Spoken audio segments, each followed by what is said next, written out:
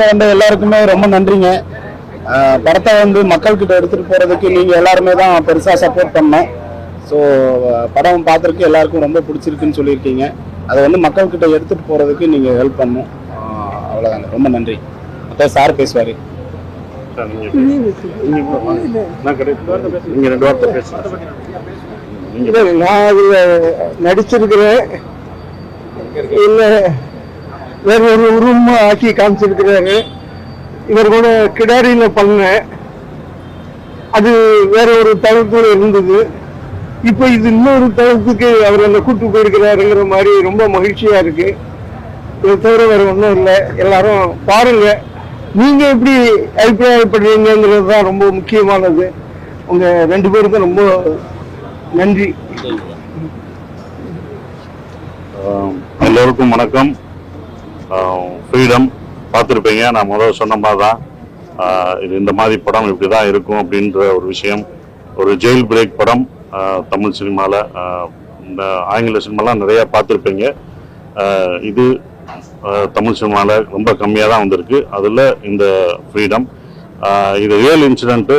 1995 நடந்த ரியல் இன்சிடென்ட்டில் ஒரு ஃபிக்ஷனாக ஒரு கற்பனை கலந்த கதாபாத்திரங்கள் நடித்தா எப்படி இருக்கும் அப்படின்ற அதை வச்சு தான் டைரக்டர் எனக்கு இதை இயக்கியிருக்காரு.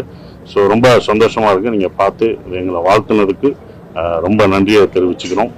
தேங்க்யூ.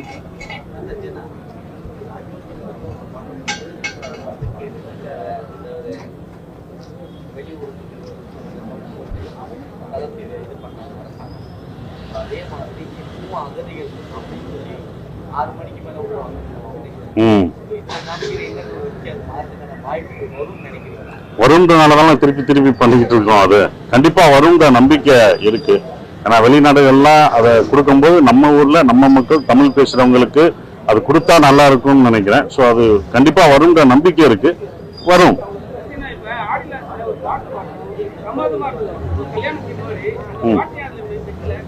அந்த பாட்டு கல்யாணம் நடக்கிறது வந்தது. சரி, அது லென்த்தா இருக்கிறனால நம்ம அதை காமிக்கிறது கம்மி பண்ணணும்ன்றதுக்காக அதை கம்மி பண்ணியாச்சு. அந்த மாதிரி பண்ணியிருக்காங்க. இல்ல, கேஸ் எல்லாம் ஒன்றும் போடல. எல்லாம் கற்பனை தான் பண்ணியிருக்காங்கன்றது. ஒரு கற்பனை கதாபாத்திரங்கள் அதான் கடைசி உங்களுக்கு போடுறோம். இது ரியல் நடந்த இன்சிடென்ட். ஆனா கதாபாத்திரங்கள் எல்லாம் கற்பனை அப்படின்ற ஒரு விஷயத்த நம்ம இது பண்ணியிருக்கோம். அது வந்து டைரக்டர் எல்லாத்தையும் கேட்குறாங்க. நீங்க சொல்லுங்க. யாரும் நிறைய முகாம்ல இல்ல சார், அவங்கள யாரையும் சந்திக்கிறதுக்கான வாய்ப்பு கிடைக்கல சார். ஆனா இந்த சம்பவம் நடக்கும் போது அவங்க கூட இருந்தவங்க கிட்ட நிறைய பேசியிருக்கோம். ஆமா.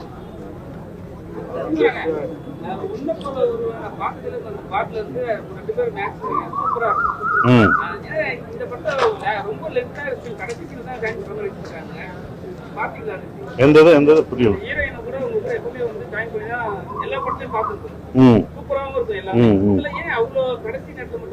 இல்ல, ஏன்னா ஜெயிலுக்குள்ள இருக்கும். அதுதான் கதையா.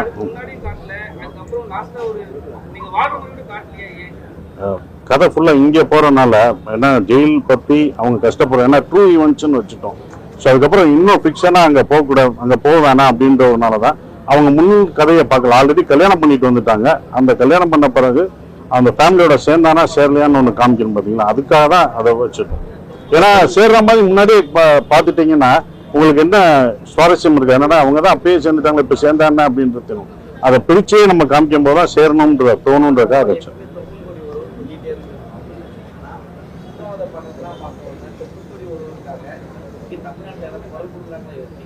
எது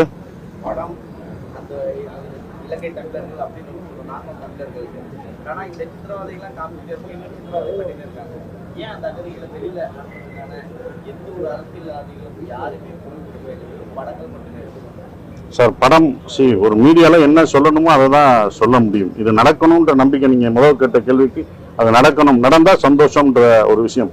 இதை பார்க்கும் போதும் இது மக்கள் எல்லாம் பிடிச்சிருக்கு அப்படின்ற ஒரு விஷயம் வரும்போதும் இந்த மாதிரி இனிஷியேட்டிவ் நடக்கும்ன்ற நம்பிக்கை தான் அது. இலங்கையில போர் முடிஞ்சு பல ஒரு சில வருஷங்கள் ஆகுது. ஆனா இன்னும் தமிழ்நாட்டில் இருக்கிற அகதிகள் முகாம்கள் இருக்கிற தமிழர்களை வெளியேற்றவே இல்லை. நீங்க ஒரு நடிகரா ஒரு இயக்குனரா தமிழக அரசுக்கு நீங்க என்ன சொல்ல வரீங்க? இல்லை, அதுதான் சொல்றேன். அவங்க அவங்களும் தமிழ் பேசி தான் வர்றாங்க. வெளிநாடுகள்ல அவங்களுக்குலாம் வந்து குடியுரிமை கொடுக்குறாங்க, அவங்களுக்கு கொடுக்குறாங்க, வெளிநாடுகள்ல கொடுக்கப்படுது. அப்ப நம்ம மொழி பேசுறவங்க, நமக்காக இருக்கிறவங்க, நம்ம மொழி பேசுறவங்க என்னோட ஆளு தானே, என்னோட இனம். அப்ப அவங்களுக்கு கொடுக்கலாம்ன்ற ஒரு விஷயம். அவங்கள வெளிநாட்டுக்காரங்க, வெளிநாடு இன்னொரு கண்ட்ரில இருந்து வர்றாங்க அப்படிலாம் பார்க்கக்கூடாது. என் மொழியை பேசுறவங்க இங்கிருந்து தான் போயிருப்பாங்க, இல்லை அங்கேயே இருந்தாலுமே என்னுடைய மொழி பேசுறவங்களுக்கு அவங்களுக்கு குடியுரிமை கொடுத்தா நல்லா இருக்கும். ஸோ நான் அந்த மாதிரி படங்கள் டூரிஸ்ட் ஃபேமிலி, இப்போ ஃப்ரீடம் இதெல்லாம் பண்ணும்போது இது நடந்தால் சந்தோஷம். இது ஆனால் முயற்சி நாங்கள் செஞ்சுக்கிட்டே இருப்போம். இங்கே ஏதாவது ஒரு படத்தில் அந்த மாதிரி சொல்லிக்கிட்டே இருப்போம். அதான் சசி சார், பாய்ஸ் மணிகண்டன் அவரை பார்க்கும்போது ரொம்ப மகிழ்ச்சியா இருந்தது. அவர் கொஞ்சம் வசனம் பேசி நடிக்கிற மாதிரி அந்த மாதிரியான எதுவும் நீங்க எதுவும் அது டைரக்டர் தான், அது கதையில பேசிட்டார். ஊமை கதாபாத்திரம் வைக்கிறதுக்கான காரணம் இன்ஸ்பிரேஷன் இல்லைங்க, நிறைய பேசி ஒரு விஷயத்த கன்வே பண்றதை விட இல்லைங்க, நிறைய பேசி ஒரு விஷயத்த கன்வே பண்றதை விட அவங்க செய்கையில சொல்றது இன்னும் வேகமா போய் சேரும். ஏன்னா அவர் வந்து வர படங்களா இருக்கட்டும், உதாரணத்துக்கு வந்து ஒரு பெரிய இன்சிடென்ட் நடக்கும்போது ஒரு கையில ஒரு சங்கிலி போட்டு கட்டி வச்சிருக்கிற மாதிரி இருக்கும், அதுக்குள்ளவே 1000 விஷயங்கள் சொல்லும். அதே மாதிரி வந்து பாத்தீங்கன்னா அவர் வரைகிற ஒரு படங்களுமே பல விதமான கருத்துக்களை பேசும். அது பேசுறதை விட அது பெட்டரா இருக்கும்னு ஃபீல் ஆச்சு. அதனால அப்படி ஒரு கேரக்டர் வச்சோம். இல்ல சார், தணிக்கையெல்லாம் ஆகி யூஏ சர்டிபிகேட் ஆயிடுச்சு. கட்டுகள் 1-2 இருந்தது சார், பட் அது படத்தை பெரிய அளவுக்கு பாதிக்கல. நீங்க படம் பார்க்கும்போது நிறைய டயலாக் மீட்ஸ் இருந்திருக்கும். இல்ல அதெல்லாம் நோ அப்ஜெக்ஷன் சார். நன்றி. அது செட்டு போட்டாங்க, அது ஆர்ட் டைரக்டர் தான். அததான் சொன்னோம், ஐயா நாங்கெல்லாம் அதுல போகும்போது எல்லாருக்குமே, நான் மட்டும் இல்லை, அதுல 43 பேரும் கஷ்டப்பட்டாங்க. நாங்க மட்டும் இல்லை, எல்லாருமே அது கஷ்டப்பட்டு தான் இது பண்ணாங்க. அப்ப அந்த வழிகள் நிஜமாவே இப்படி நடந்திருக்குன்னும் போது யாருக்குமே அந்த வழிகள் தெரியல. ரொம்ப நன்றி அதை பாராட்டின அதுக்கு. ஏன்னா அது அவ்வளவு தூரம் எல்லாமே எடுத்ததுக்கு இந்த பாராட்டு தான் அப்படி வழியெல்லாம் மறக்க வைக்குது. நன்றி. என்ன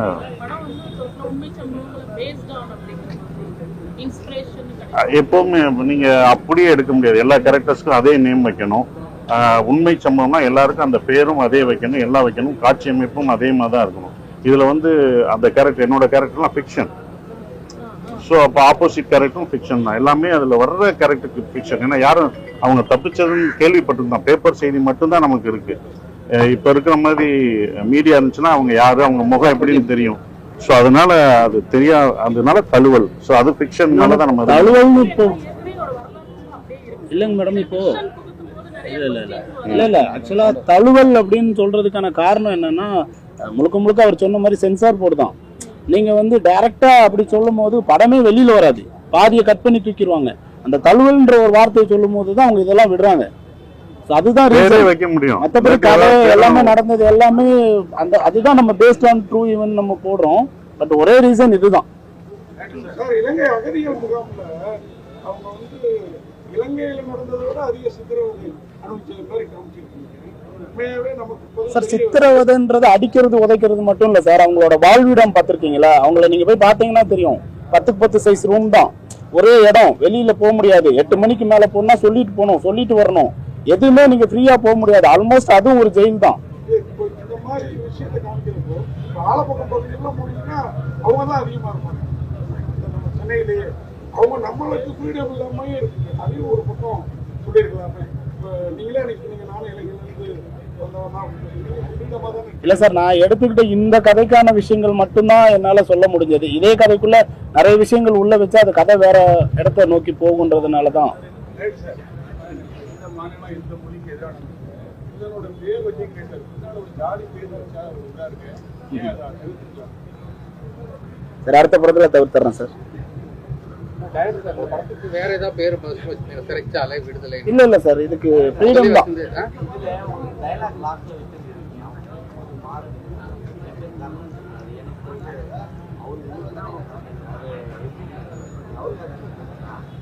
இல்ல சார், அது நம்ம ஃபர்ஸ்டே அந்த ஒரு கேரக்டரை டிசைட் பண்ணதுதான். அதுல ஒரு 2-3 அர்த்தங்கள் இருக்கு. உள்ள அர்த்தம், ஒரு கர்ணன் ஏன் வச்சாங்க, இன்னொரு கர்ணன் ஏன் வச்சாங்க அப்படின்னு இருக்கும். இதே இலங்கையில ஒரு கர்ணன் என்னவா நடந்துகிட்டாருன்ற ஒரு அர்த்தம் இருக்கும். அது இன்னொரு கர்ணனா நம்ம எப்படி பாக்குறோன்றது இருக்கும். அது 2 விதமான அர்த்தம் இருக்கும். அது வந்து யார அப்படியெல்லாம் இல்லைங்க, ஆக்சுவலா ரியல் கர்ணன் அவரு தாங்க.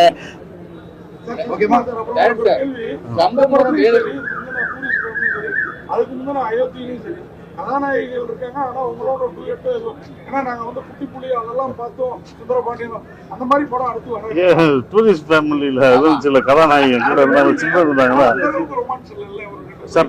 ரெண்டுமே based on true events. True ஈவெண்ட்ஸ்ன்னு போட்ட பிறகு ஒண்ணுமே கதாநாயகனோட ஒன்றும் பண்ண முடியாது சார். கதாநாயகனா இருக்க விட கதை நாயகனா இருக்கணும்னு ஆசைப்படுறேன். அதுதான் சார் ஒண்ணு. அதனாலதான் இப்படி படங்கள் நான் பண்ண முடியுது. இல்லாட்டினா வெறும் கதாநாயகம்னா என்ன யூஸ்வலான கதை அப்படிதான் வந்திருக்கும். கதை நான் என்ன பண்ணா அவங்க எழுதின கதைக்குள்ள போய் நான் விட்டாருன்னு அப்படியெல்லாம் எல்லாம் பாதுகாப்பாக எல்லாம் நடத்தி தான் கொண்டு வந்தோம். கதைக்களம் முழுக்க வந்து வேலூர் கோட்டை தான். ஆனா வேலூர் கோட்டையில ஒரு பிட்டு கூட நீங்க வந்து ஷூட்டிங் பண்ண முடியும். பர்மிஷன் இல்ல கொடுக்க பெர்மிஷனே கொடுக்கல, அங்க உள்ளே போக முடியாது. வேற மாதிரி இருக்கும். அதுதான் சார், அந்த மாதிரி போட்டோ தான் நம்மளால காமிச்சிக்க முடியும். வீடியோ எல்லாம் உள்ளுக்குள்ள போறதுக்கு அலோட் இல்ல சார். சசி சார் ரியலிஸ்டிக்கா வேற லெவல்ல போயிட்டு இருக்கு ஒவ்வொரு படமும். Simply awesome. Thank you. இதே work continue. It's great for எல்லாரும். தமிழர்கள் ரொம்ப பெருமையா இருக்கு. Thank you sir. ஓகேமா? Thank you.